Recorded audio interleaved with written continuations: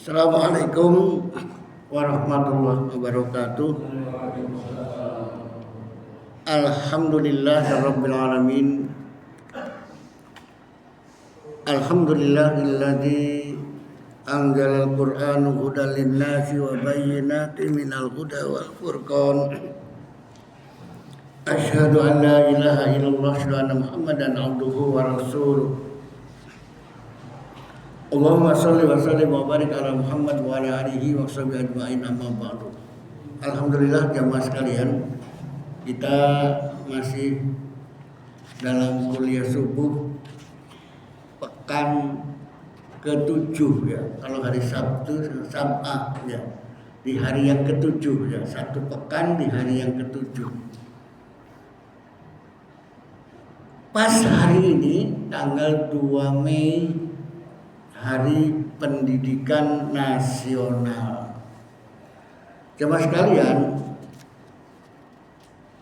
di mana saja, negara manapun pasti ada satu program bagaimana ya negara itu melaksanakan pendidikan.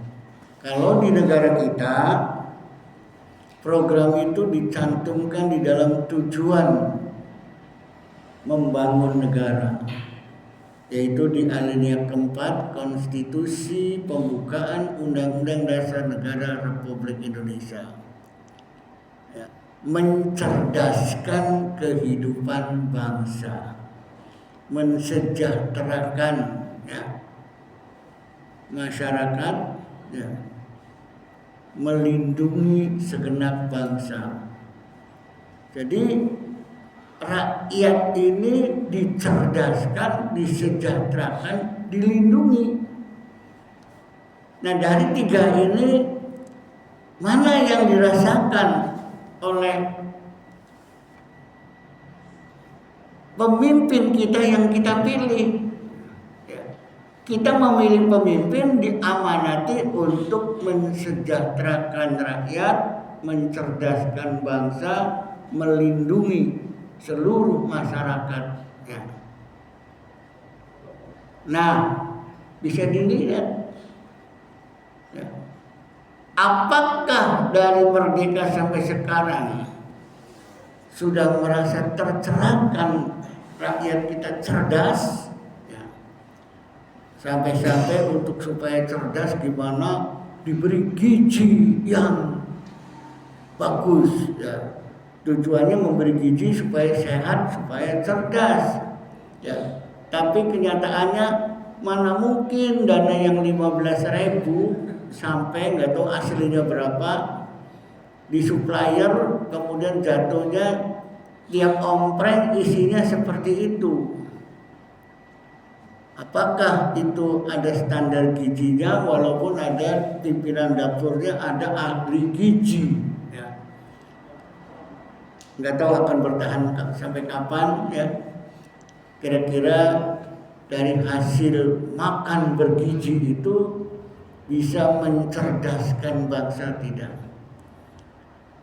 Baiklah jamaah sekalian, berkaitan dengan pendidikan, Islam sudah menekankan ya, bahwa pendidikan itu adalah tugas orang tua.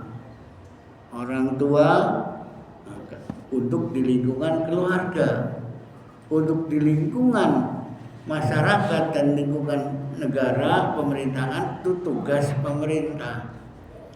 Sekarang bagaimana sebagai orang tua terhadap anak-anaknya yang berkaitan dengan satu kekhawatiran orang tua terhadap putra-putrinya.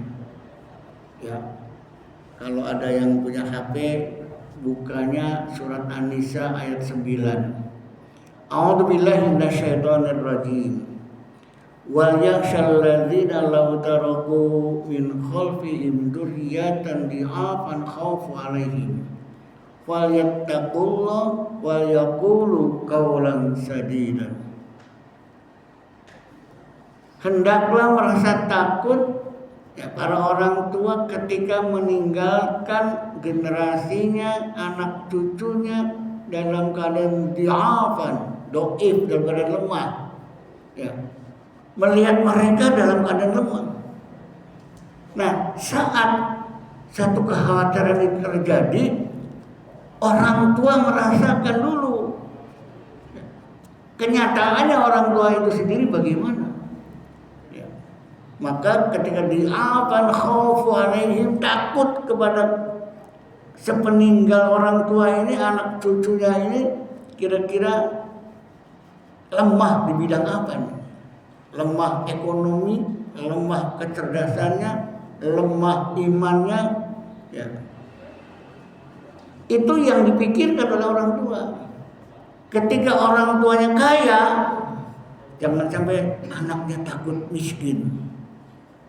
Kebanyakan begitu, sampai carikan pendidikan sekolah yang hebat, yang begitu lulus bisa dapat kerja, duit yang banyak. Karena orang tuanya materialistis.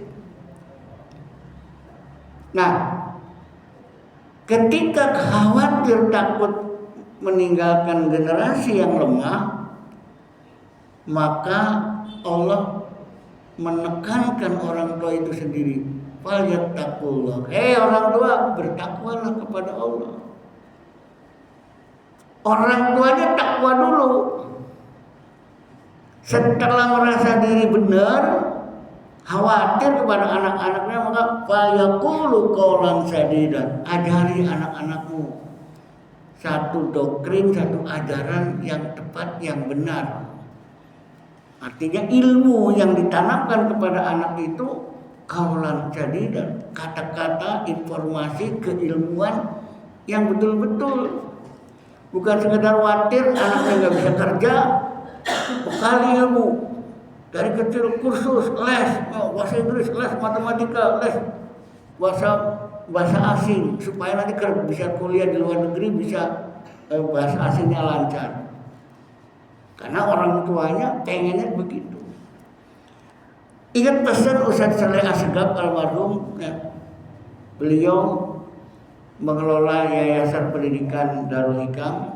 Setiap tahun dikumpulkan wali murid ketika lulusan perpisahan. Kalau zaman di sekolah manapun ketika perpisahan, panggung, pentas, ini itu dan sebagainya, joget-joget, nyanyi-nyanyi.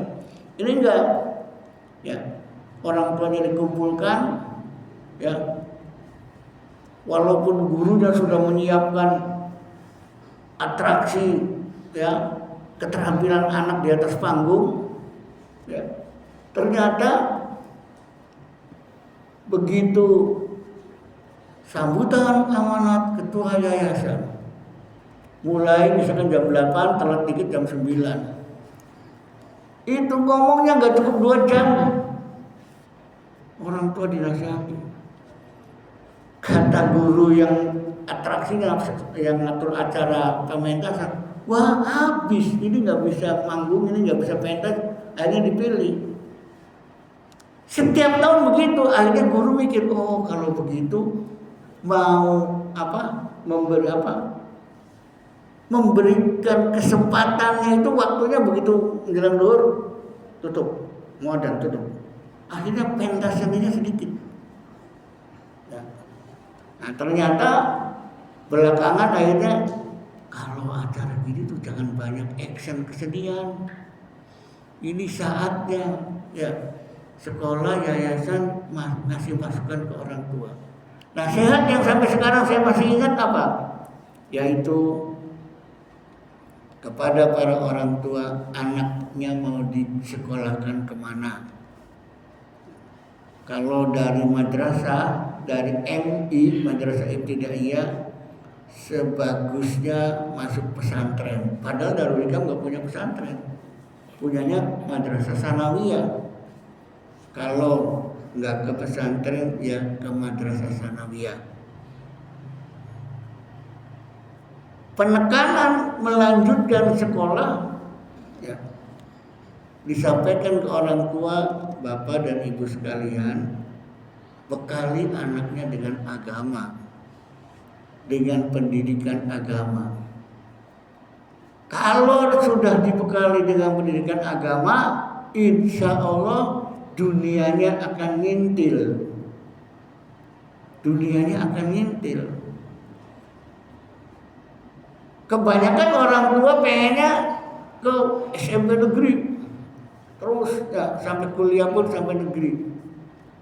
Carinya dunia, carinya bagaimana supaya bisa kerja. Nah, itulah bedanya. Makanya orang tua di rumah itu falyattaqullah, bertakwalah kepada Allah, wal yaqulu qawlan sadidan, berkata dengan perkataan yang baik. Berkata itu artinya komunikasi. Jarang orang tua komunikasi dengan anaknya, ngomongnya sepertinya ada. Ketika anaknya apa dan bagaimana, penting selesai. Biasanya penting itu ya, mah duit, nah selesai. Jarang makan bersama, kemudian ada masukan dari orang tua, apa kira-kira yang telah dihadapi atau apa peristiwa yang terjadi. Jangan sampai kebablasan anaknya. Tanyain terus, ngobrol apa dan sebagainya. Terutama ketika anak itu seperti tadi mau melanjutkan sekolah, ada tidak yang komunikasinya, mau masuk kemana, ya, mau lanjutin misalkan dari SMP atau sanawiyah, mau ke SMK atau mau ke SMA atau mau ke aliyah, ya. Tanyakan. Terus anak ini kira-kira gambaran kita ini bisanya apa nih? Memiliki potensi apa? Zaman sekarang ada tes sudah. Tes sidik jari 10 jari yang di komputer. Kemudian dilihat, oh ini bakatnya mikir, thinking. Nanti kuliahnya cari jurusan yang mikir-mikir, yang programmer apa dan sebagainya. Kemudian yang mikir lah. Ada sensi, ya. Sensi itu biasanya sosial budaya.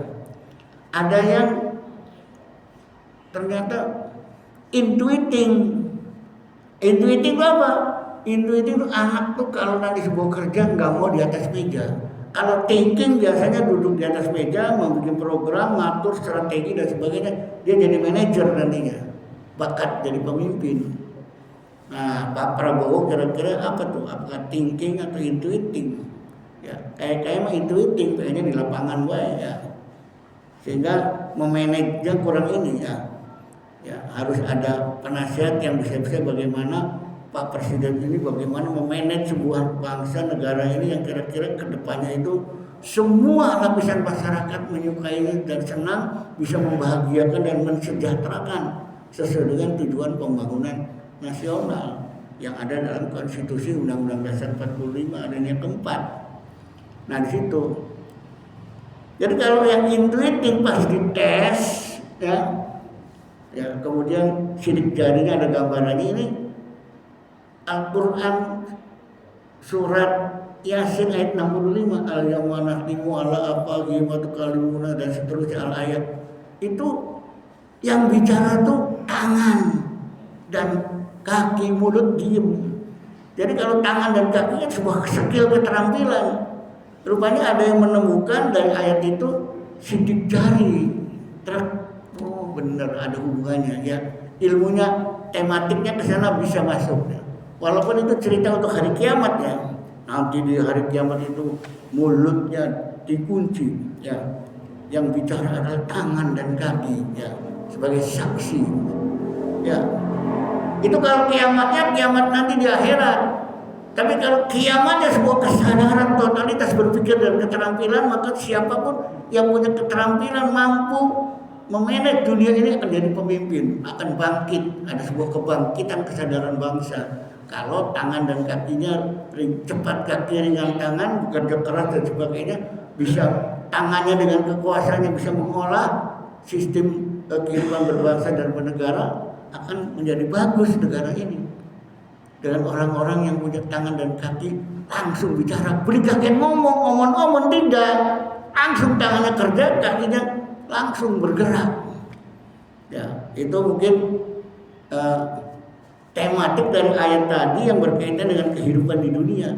Kalau untuk yang di akhirat jelas, ketika menghadapi satu persidangan, ya pengadilan akhirat, ya sudah, ya mulut diam, tangan. Tapi di ayat lain ada Ya, dilihat wajahnya saja. Ini rai glogdog, rai meluput, rai banyak dosa. Sehingga nggak ditanya lagi. Fa yauma idzil la yus'alu an dzambihi insun wala jan. Pada hari itu mereka tahu, ya, mereka manusia jin dan manusia itu yang banyak dosanya itu tahu malaikat.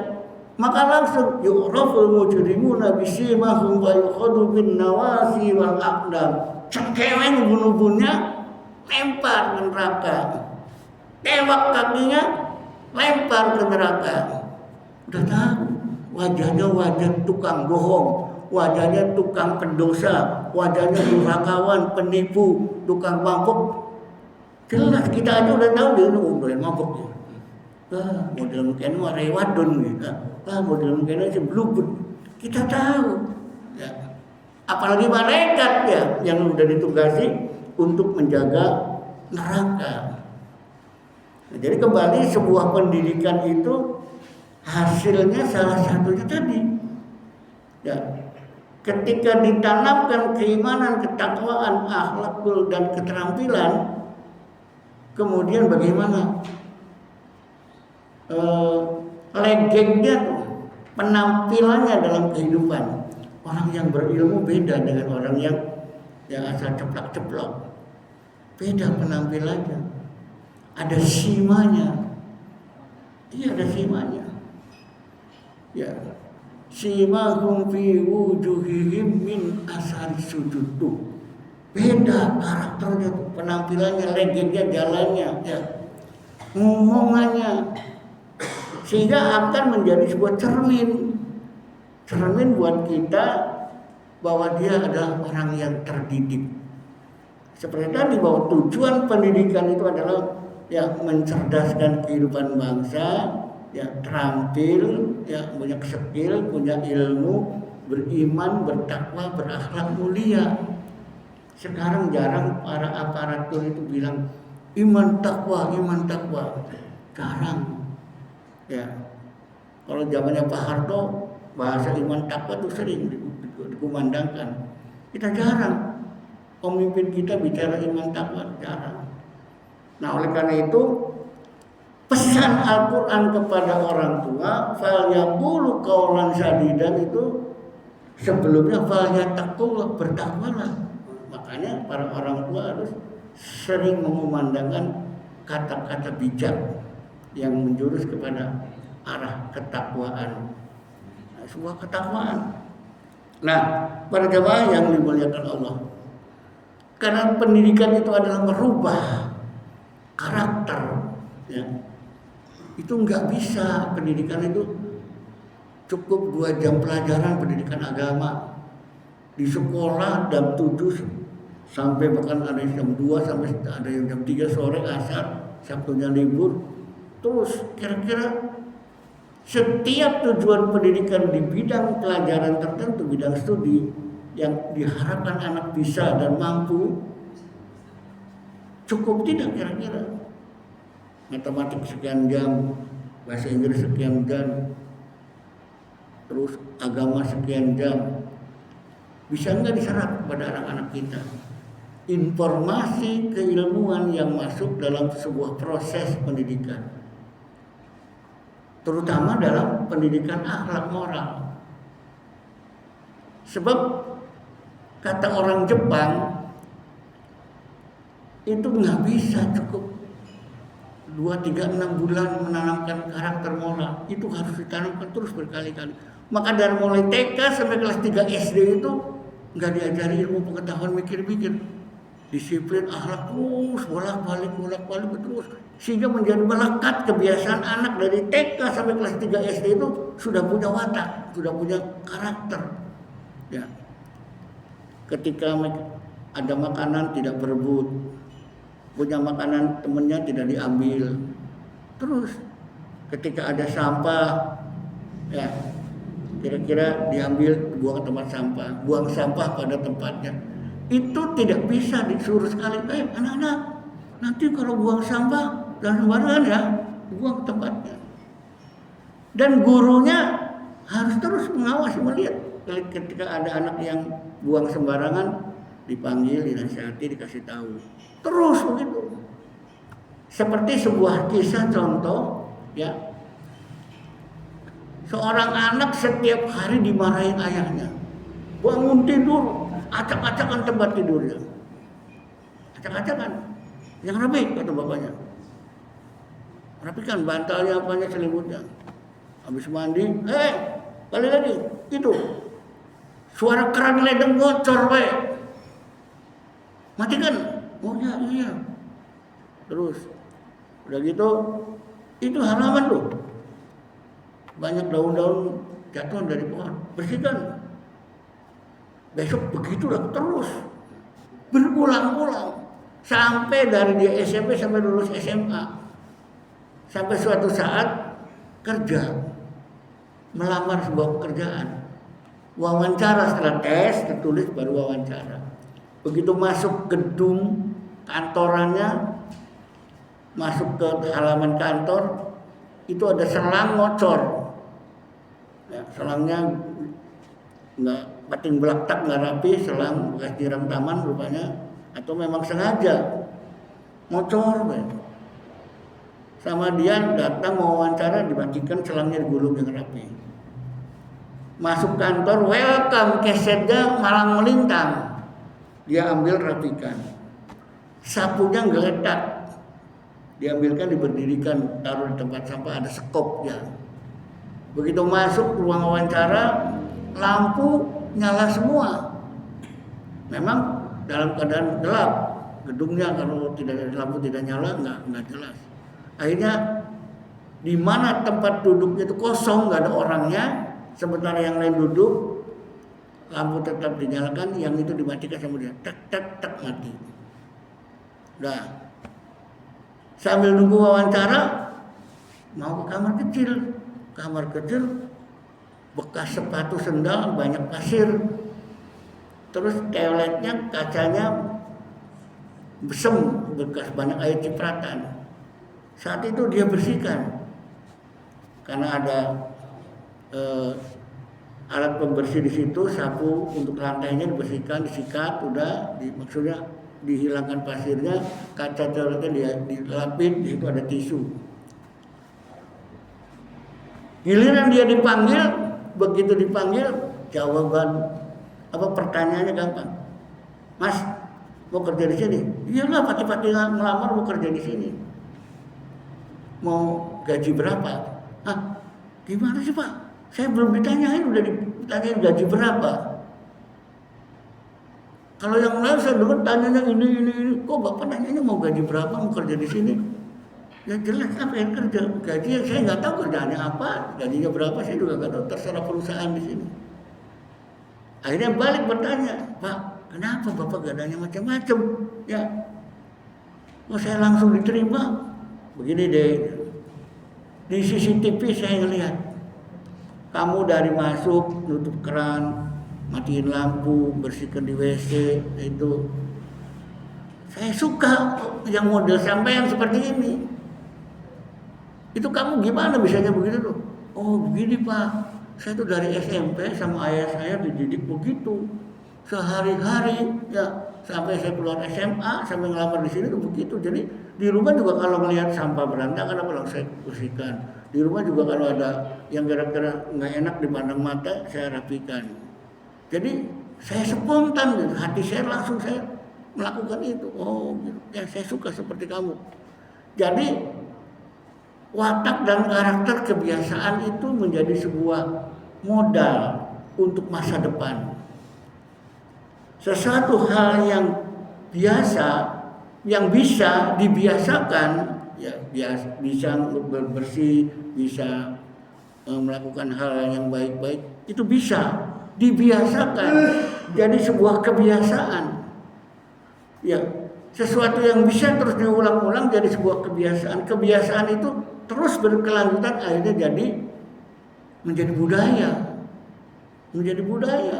Gaya hidup dia seperti itu. Nah, ini yang sulit. Semua sekolah plus juga orang tua bisa enggak membiasakan seperti itu. Makanya harus banyak komunikasi. Supaya komunikasi itu bisa menjadikan sebuah hasil daripada pendidikan. Makanya orang tua nggak cukup sekali, dua kali dan seterusnya.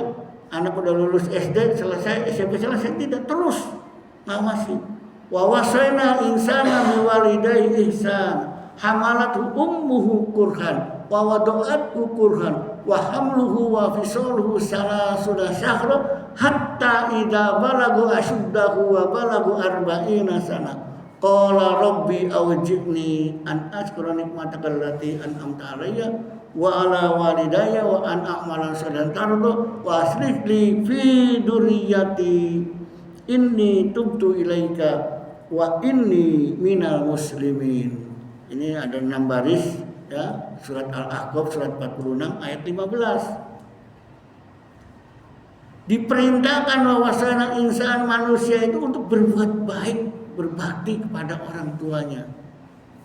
Orang tuanya yang hamil dengan susah payah. Artinya apa? Ibunya dan ayahnya itu ada sebuah harapan bisa mendidik anaknya ini.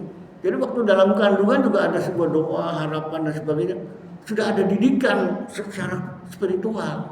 Ibunya juga sering dilurus, sayangku nanti kamu kalau lahir begini. Sudah ada komunikasi ngobrol walaupun mungkin anak nggak dengar. Tapi jiwa seorang ibu, jiwa seorang ayah beda. Ya, kalau istrinya lahir, suaminya masa bodoh baik, arep dewek baik, ya itu berarti nggak ada komunikasi dengan anaknya. Sehingga ketika lahirnya susah payah, ya sudah mengandung susah payah lah, melahirkan susah payah, sampai menyusui susah payah, sampai waida balago, ketika saat anaknya balik pertama, wah susah payah lagi ngaturnya, baduknya, angel diatur. Coba aja anak yang lagi beger, umur kelas 6 SMP sampai SMA kelas 2, wah susah. Sekolah juga pengennya mau sekolah, capek, terus pengen apa? Pengen dolan, pengen kerja apa? Mau dolan baik. Itu yang menghadapi anak susah MTS SMP, wah luar biasa. Angel, orang tua juga susah. Sampai-sampai karena anaknya luar biasanya nggak sanggup sekolah, rapat semua guru, keluarkan saja daripada nanti bikin masalah, jadi virus nular kepada teman-temannya. Kira-kira gimana? Orang tua melihat anaknya digitukan sama guru-guru, kepala sekolah ya terserah guru-guru lah. Kalau guru-gurunya udah angkat tangan. Tapi ada salah satu orang guru, Pak Kepala, kita ini mendirikan sekolah itu dari para pendahulunya. Dititipi orang tua supaya anak di sini tuh benar. Kang beli bisa sholat jadi sholat, kang agama bener tuh jadi ngerti, kang mau belubut jadi bener. Mungkin bocah belubut, bocah yang angel diatur dikeluarkan. Mana tanggung jawab kita sekolah? Terus bagaimana menurut Bapak, kata si kepala sekolah? Guru-guru yang lain juga sama. Cemono urus dewek. Akhirnya guru itu kita coba. Belum nyoba kan? Itu kan sudah upaya nasihati, ngomong apa. Biasanya ngomongnya juga biasa, namanya juga ngomong nasihati. Kadang ngomongnya sehati, kadang ngomongnya asal ceplok kan gitu. Kata guru itu, kita coba. Coba gimana? Kita karantina. Jadi sebelum KDM mengkarantina, ada sebuah sekolah yang mengkarantina anaknya seperti itu. Karantina di mana? Kalau bisa di sekolah, kita awasi tidur di sekolah. Titip ke penjaga sekolah, gimana di sekolah. Wah repot katanya. Ya, belum tentu orang tua setuju. Ya sudah kalau begitu kata gurunya, di rumah saya. Biar nanti orang tuanya suruh ngasih jajan, ngasih bekal. Berangkat pulang sama guru yang bersangkutan. Terus itu kan mau kelas 3, kelas 9 mau ujian. Kalau dikeluarkan kan sayang juga. Akhirnya apa? Sehari, 2 hari, seminggu terus. Sampai udah 40 hari. Udahlah, hitungan 40 hari seperti hitungan Nabi Musa. 40 hari itu perjalanan. Ya, panggil orang tuanya, Pak, Bu, dibawa kembali lagi. Tolong bapaknya rubah gayanya. Ini anak sampai dilempar sama balok, Pak. Untuk anaknya nyomblot. mau dilempar sama balok kalau nggak kan patah kakinya. Saking galaknya orang tuanya. Gak perlu cara mendidik anak itu. Dan alhamdulillah begitu 40 hari di sekolah juga tetap guru-guru ngawasi. Nah, karena tugas sekolah itu adalah merubah karakter, bukan ya ngajarin nurut syukur beli uis. Anaknya siapa dulu? Anaknya kita. Tugasnya ngajar, sudah ngajar selesai. Apakah seperti itu kira-kira lembaga pendidikan itu? Semua orang tua ketika anaknya dimasukkan pesantren, dulu itu kesannya pesantren adalah tempat bagaimana merubah anak-anak nakal jadi baik. Diharapkan di pesantren bisa diberesin. Tapi ya itu pandangan yang dulu. Sekarang alhamdulillah nggak seperti itu. Pesantren sekarang orang tua berharap anaknya akan bertambah baik, hafal Quran, tahfidz, ngerti agama dan sebagainya. Nah, itu bagus orang tua yang zaman sekarang yang sudah berpikir ke sana. Nah, jadi kembali kepada bagaimana konsep Quran itu mendidik anak, bukan sekedar selesai SMP, SMA, apalagi lagi puber, angkat tangan. Ini puber itu usia luar biasa, banyak dinasihati, banyak apa? Melawan gitu, kata-katanya gak enak lah didengarnya. Ya, wah orang tua nggak sayang lah, orang tua anu lah ini dan sebagainya. Pelit, dimintain duit aja nggak boleh, padahal duitnya buat apa? Buat entah kemana, main kemana dan sebagainya dengan teman-temannya. Yang penting senang-senang sama teman, orang tua nggak punya duit maksa, kalau nggak nangis, banting lawang, blok berubah, wis macam-macam. Berarti orang tua harus sabar, orang tua harus punya bagaimana caranya. Bahkan bukan sampai puber, sampai anak kuliah, sampai kerja, sampai dikawinkan, orang tua masih punya peran. Ya. Sampai punya mantu, gimana mantunya, ya karakter mantunya kayak apa dan sebagainya, terus bila perlu carikan supaya pas itu loh. Karakter mantu sama mertua pas supaya jangan bergerangan banyak. Mertua sama mantu ya, wah nggak cocok aja. Nggak mau tinggal sama ibu bapakmu, kita ngontrak saja. Rewel ibu kamu, bapak kamu. Ke suaminya begitu misalkan ya. Nah, dari hal seperti itu sampai pada di mana finalnya tanggung jawab orang tua sampai umur 40 tahun. Wa idza balagha wa asyadu balagha arba'ina sanah. Nah, ketika umur 40 tahun baru tugas selesai orang tua. Kira-kira dilihat anaknya nih hasilnya. Ya, umur 40 tahun masih dugem, jelalatan kemana dan sebagainya, sehingga berupaya ya anak itu senantiasa foya-foya dan sering keluar malam dan sebagainya, berarti orang tua gagal. Ya, gagal jadi orang tua. Nah, ketika anak berusia 40 tahun, oh ternyata anak kita ini is okay. Ya, anak itu bermunajat kepada Allah, qala rabbi aujini an askura nikmataka allati an'amta alayya wa ala walidayya wa an a'mala salihan tarda wa aslih li fi dzurriyyati inni tubtu ilaika wa inni minal muslimin. Ujung-ujungnya saya sebagai muslim siap hidup ya sesuai dengan aturan Islam. Berarti orang tua lulus ya, mulus. Nah, ini gagalnya pendidikan itu gara-gara kurang komunikasi. Coba bagaimana Luqman? Ya bunayya la tusyrik billah. Ini trik begini itu apa cukup sekedar ngomong aja atau ada action? Jangan begini nih, ini musyrik, itu nggak boleh tuh musyrik. Terus ya, bukan sekedar ngomong saja tapi mewujudkan. Bila perlu diajak anak ke tempat-tempat kemusyrikan, nggak boleh kayak gini. Dilarang dalam Islam, ini nggak boleh nih. Terus, jadi anak malah tahu bentuk-bentuk kemusyrikan yang ada. La tusyrik billah, inna syirka la dzulmul adzim. Tahu nggak? Syirik itu dosa gede. Anak kan nggak ngerti, masih SD kelas 6 atau apa tuh. Syirik juga hanya sekedar kata guru agamanya. Syirik sudah mensyirikatkan Allah, ya, menduakan Allah. Tapi bentuk-bentuknya nggak tahu. Nah, maka orang tua sering membawa seperti itu.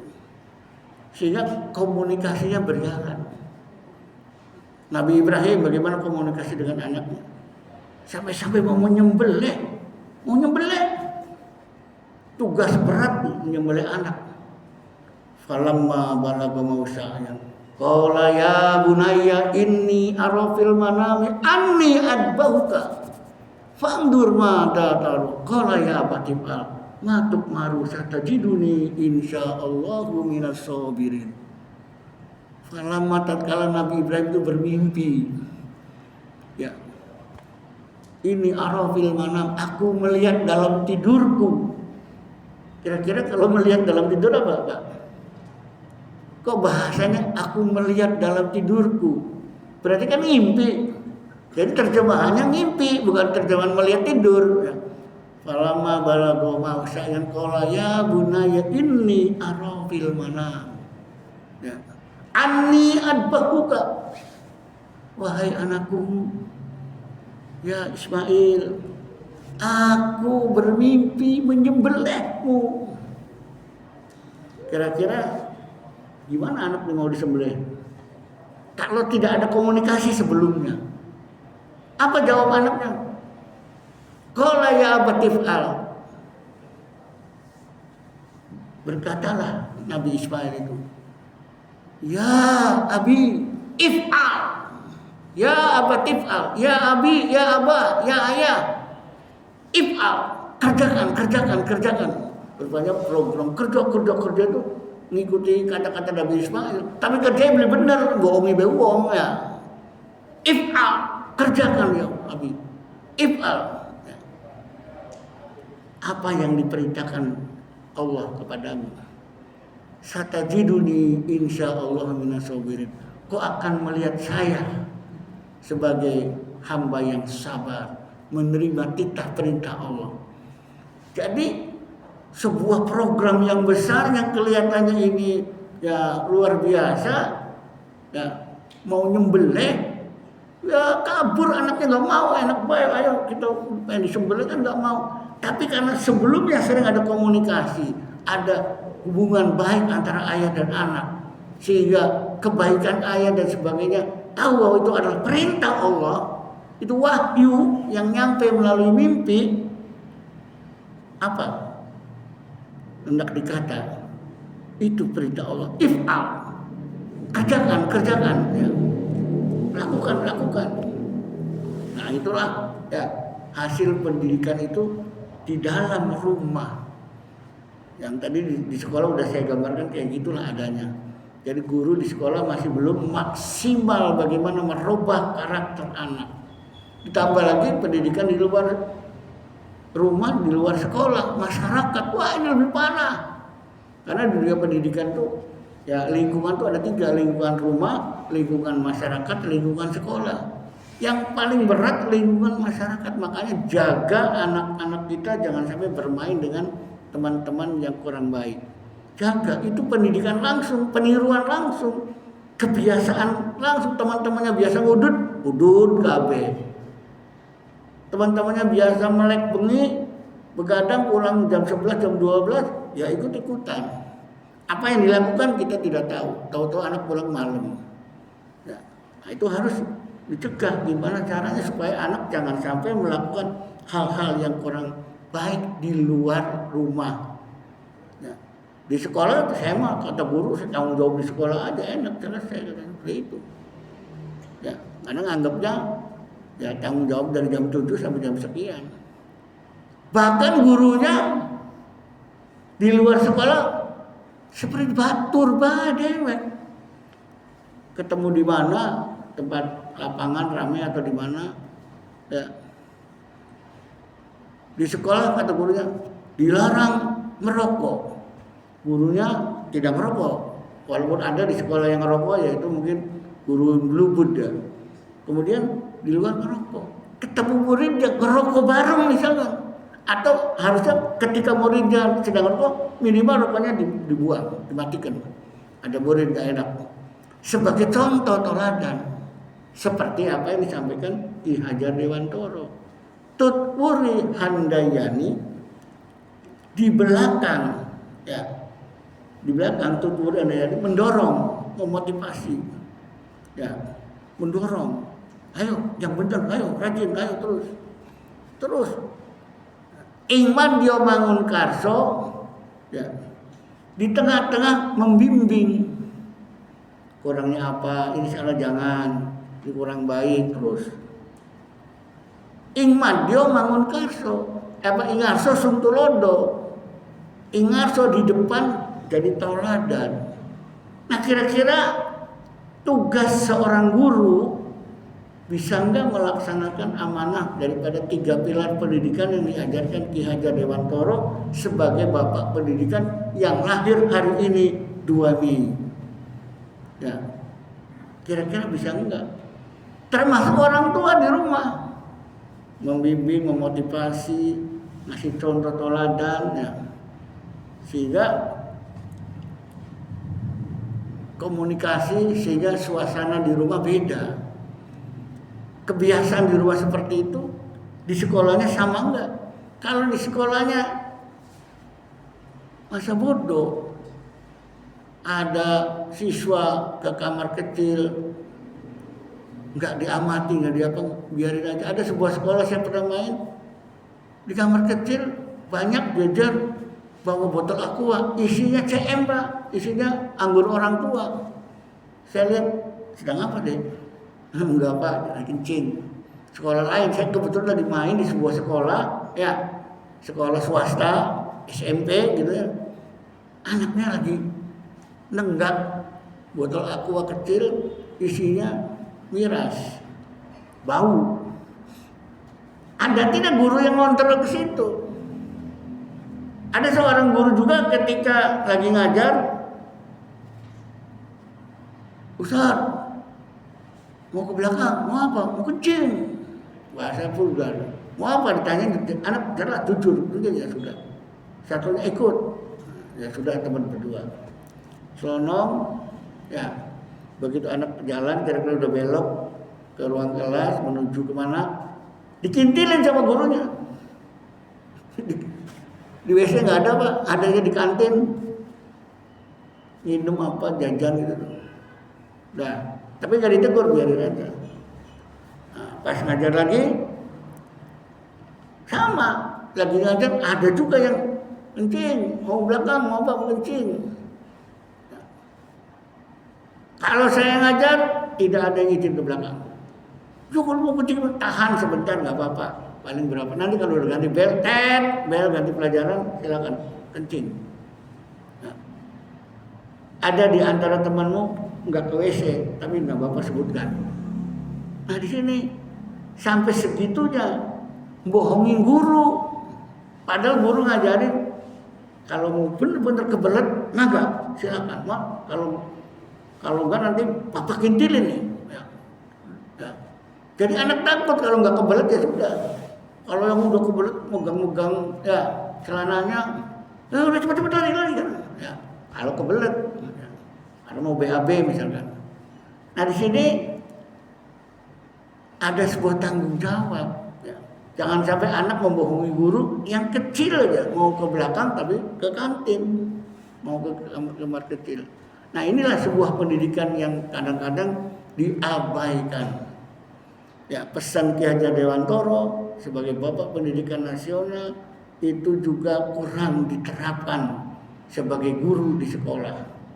Makanya ya sebuah yayasan itu harus bagaimana bisa ngelola ya manajerialnya itu. Kalau zaman sekarang harus tahu persis komit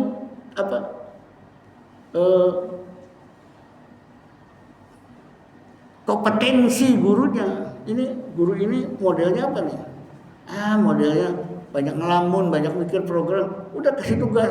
Ente bikin tugas kira-kira sekolah baik ke depannya kayak apa? Ayo mikir. Ini guru ini senangnya di lapangan. Ya sudah, bagian kesiswaan. Urus kegiatan yang positif buat anak. Nah, guru ini senangnya ya seni budaya. Kerjakan hal-hal yang positif bagaimana biar anak itu sedang sambil berkarya sehingga ada suasana yang menyenangkan. Nah itu manajerialnya harus begitu. Pimpinan yayasan ataupun kepala sekolah yang nggak paham itu ya sudah asal jalan aja sekolah itu. Nah itulah ya jemaah sekalian, berkaitan dengan surat An-Nisa ayat 9, ya, bagaimana orang tua atau pendidik dalam mendidik siswa-siswanya. Yang jelas ya, 3 pilar itu bagian pendidikan itu antara orang tua, guru, dan anak itu sekolah itu harus ada kerjasama. Ya, ditambah lagi kalau dalam Islam itu betul-betul ditekankan, misalkan apabila orang tua itu telah meninggal dunia, maka tidak akan putus ya, 3 perkara. Sodaqah jariyah, ilmu yang bermanfaat, anak yang soleh. Ini ada hubungannya juga dengan dunia pendidikan. Sodaqah jariyah boleh berbentuk wakaf masjid atau madrasah jariyah. Di dalam sekolah itu harus ada ilmu yang ditanamkan, ilmu yang bermanfaat. Ilmu itu ditanamkan kepada siapa? Kepada waladun sholih, kepada anak-anak siswa-siswa yang benar, yang akan dicetak menjadi anak yang soleh. Jadi 3 ini kolaborasi ya. Sedekah jariyah, ilmu, kurikulumnya, terus juga waladun sholih. Sehingga anak ini, para siswa, para santri menjadi anak-anak yang soleh dan bisa berharap ya dia akan bisa mendoakan orang tuanya, mendoakan gurunya, karena gurunya telah menanamkan ilmu sebagai sedekah jariyahnya guru. Ya, orang yang mendirikan madrasah juga bangunannya sebagai bagian daripada sedekah jariyah, wakaf gitu ya. Jadi kolaborasi antara orang kaya, guru ya, itu menjadi sebuah tuntunan dalam kehidupan sekarang dan yang akan datang. Sehingga kecerdasan, kepribadian, karakter itu dibentuk bukan sekedar dari makanan. Makanan bergizi belum tentu anaknya cerdas, belum tentu anaknya berbuat bijak dan baik, berkarakter baik. Kalau pengolahannya ya di sekolah sekarang dengan adanya bagi-bagi makanan, bagi-bagi makan MBG, guru tersita waktunya minimal setengah jam. Bagiin makanan, terus ngumpulin lagi, ya itu omprengnya kurang 1.000, mana kurang 1 dan sebagainya. Jadi tersita waktunya ya dengan situasi yang setiap hari ribet dengan membagi-bagi makanan itu, makan nasi bergizi ya mudah-mudahan bergizinya ditambah ya sesuai dengan janjinya, mau diberi daging sapi ya, sehingga ada 19.000 ekor sapi sehari ya, lama-lama habis sapinya nanti ya. Demikian kurang lebihnya, mohon maaf barangkali yang saya sampaikan kurang berkenan. Terima kasih atas perhatiannya. Subhanakallahumma wa bihamdika asyhadu an la ilaha illa anta astaghfiruka wa atubu ilaik. Assalamualaikum warahmatullahi wabarakatuh.